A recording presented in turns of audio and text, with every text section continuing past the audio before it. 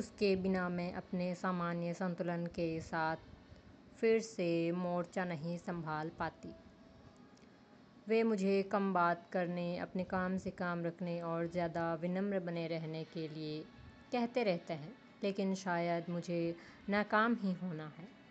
अगर पापा इतने धीरज वाले नहीं होते तो मैं अपने माँ बाप की सामान्य सी आशाओं पर खरा उतरने की उम्मीद कब की छोड़ चुकी होती।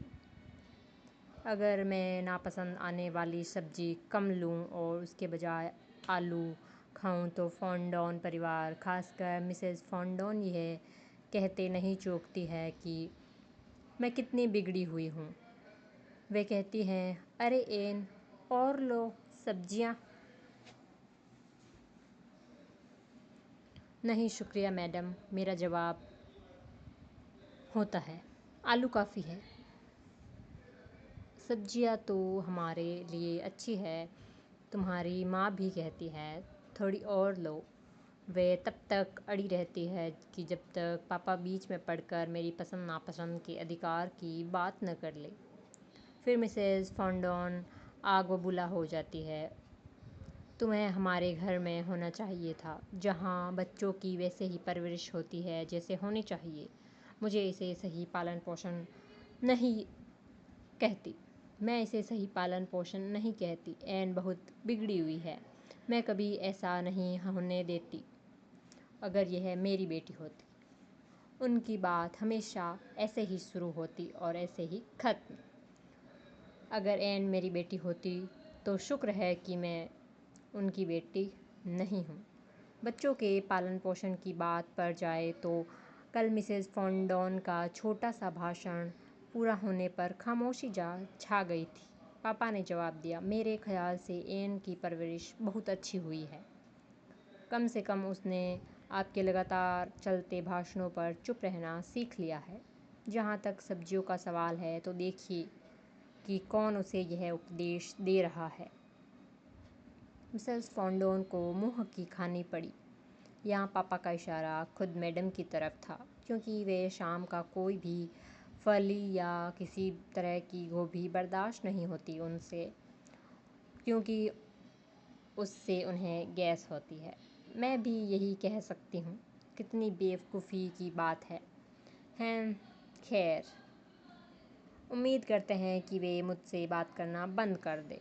यह देखना बहुत मज़ेदार होता है कितनी जल्दी तमतमा जाती हैं। मैं ऐसा नहीं करती और इससे मन ही मन उन्हें बहुत चिढ़ होती है। तुम्हारी एन। सोमवार 28 सितंबर 1942। प्यारी किटी, मुझे कल लिखना बंद करना पड़ा। हालांकि बातें बहुत थी। मैं तुम्हें अपनी एक और मुठभेड़ के बारे में बताने को बेताब हूँ, लेकिन उसे बताने से पहले मैं यह कहना चाहती हूँ कि मुझे यह अजीब लगता है कि बड़े लोग अक्सर इतनी आसानी से छोटी छोटी बातों पर लड़ लेते हैं। अब तक मैं सोचती थी कि छोटी छोटी बातों पर बच्चे झगड़ा करते हैं और उससे आगे बढ़ जाते हैं।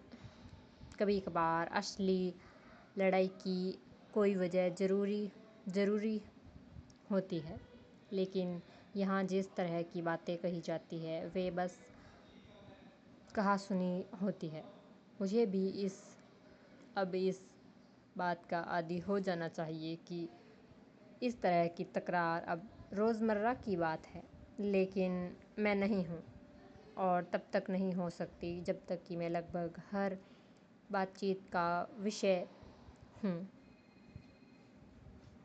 वे हर चीज़ की आलोचना करते हैं और मेरा मतलब है कि मेरे बारे में हर चीज़ की, मेरे बर्ताव, मेरे व्यक्तित्व, मेरी आदतों, मेरी हर चीज़ की, सिर से पैर तक मेरी हर गपशप पर चर्चा का विषय होती है और चीख चिल्लाटों की बौछार की जाती है। हालांकि मुझे अब इसकी आदत बिल्कुल नहीं हुई है, अभी इसकी आदत बिल्कुल नहीं पड़ी है। मुझसे उम्मीद की जाती है कि मैं मुस्कुरा कर सब कुछ सह लूं, लेकिन मैं ऐसा नहीं कर सकती। इन अपमानों को चुपचाप झेलने का मेरा कोई इरादा नहीं है। मैं उन्हें दिखा दूंगी कि मैं कल की पैदा हुई छोकरी नहीं हूँ। उन्हें अच्छी तरह देखना समझना होगा और अपने मुँह बंद रखने होंगे।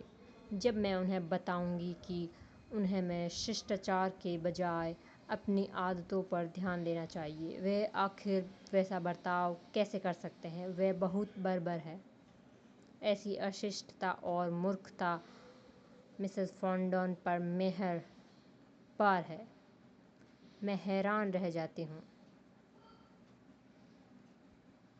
मैं हर बार हैरान रह जाती हूँ। जैसे ही मैं इसकी आदी हो जाऊँगी और उसमें ज़्यादा वक्त भी नहीं लगेगा, मैं उनके ही अंदाज में जवाब दूँगी और उन्हें अपना सुर बदलना पड़ेगा। क्या मैं आक्रामक, आलसी, मूर्ख वगैरह वगैरह हूँ, जैसा कि फॉन्डॉन परिवार का कहना है? नहीं, बिल्कुल नहीं। मैं जानती हूँ कि मुझ में भी कमियां व कमज़ोरियाँ हैं, लेकिन वह बढ़ा चढ़ाकर पेश करते हैं। काश तुम जान पाती किटी कि मुझे कितना गुस्सा आता है जब वे मुझे डांटते या मेरा मजाक उड़ाते हैं। वह दिन दूर नहीं जब मेरे सब्र का बांध टूट जाएगा। बस अब बहुत हुआ। मैंने अपने झगड़ों से तुम्हें काफ़ी उबा दिया है, लेकिन फिर भी मैं रात के खाने के समय हुई एक बेहद दिलचस्प बातचीत बताने से खुद को रोक नहीं पा रही हूँ। हम पीम के अत्यंत संकोची होने पर बात कर रहे थे। उनकी विनम्रता जानी पहचानी बात है जिस पर मूर्ख से मूर्ख इंसान भी सवाल नहीं उठा सकता। अचानक हर बातचीत में कूद पड़ने की आदत वाली मिसेस फॉन्डॉन ने टिप्पणी दी कि मैं भी बहुत विनम्र और संकोची हूँ, अपने पति से कहीं ज़्यादा। क्या तुमने कभी सोचा, इससे ज़्यादा अजीब बात सुनी है? उनकी बात ही साफ तौर पर बतलाती है कि उन्हें विनम्र तो हरगिज़ नहीं कहा जा सकता। मिस्टर फॉन्डॉन को लगा कि पति से कहीं ज़्यादा वाली बात पर उन्हें जवाब देना चाहिए और उन्होंने बहुत शांतिपूर्वक कहा, विनम्र और संकोची होने की मेरी कोई इच्छा नहीं है। मेरा तजुर्बा है कि आक्रामक होने से आप काफ़ी आगे पहुंचते हैं। फिर मेरी तरफ मुड़ते हुए उन्होंने कहा, नरम और संकोची मत बनना एन, उससे तुम कहीं नहीं पहुंच पाओगी। माँ उनके दृष्टिकोण से पूरी तरह सहमत थी, लेकिन जैसे कि मिसेस फॉन्डॉन की आदत थी, उन्हें कुछ तो कहना ही था। इस बार हालांकि मुझसे सीधी बात करने के बजाय उन्होंने मेरे माता पिता से कहा, ज़िंदगी को लेकर आपका नज़रिया कुछ अजीब ही होगा, तभी आप एन से ऐसा कह सकते हैं। मेरे बचपन में हालात अलग थे। आपके आधुनिक घर को छोड़ दे तो शायद ही उनमें कुछ खास बदलाव आया होगा। यह बच्चों की परवरिश को लेकर माँ के आधुनिक तौर तरीक़ों पर सीधा निशाना था, जिनका बचाव वे कई बार कर चुकी थी। मिसेस फॉन्डॉन इतनी नाराज़ थी कि उनका चेहरा लाल हो गया। जो लोग बहुत जल्दी आवेग में आ जाते हैं, वे उसे महसूस करते हुए और भी आंदोलित हो जाते हैं और अपने विरोधी के सामने जल्दी हार जाते हैं। शांत माँ अब जल्द से जल्द बात को ख़त्म कर देना चाहती थी। एक पल कुछ सोचने के लिए रुकी और जवाब दिया, मिसेस फॉन्डॉन, मैं इस बात से सहमत हूँ कि इंसान को बहुत ज़्यादा विनम्र नहीं होना चाहिए। मेरे पति मार्गोट और पीटर ज़रूरत से ज़्यादा विनम्र है।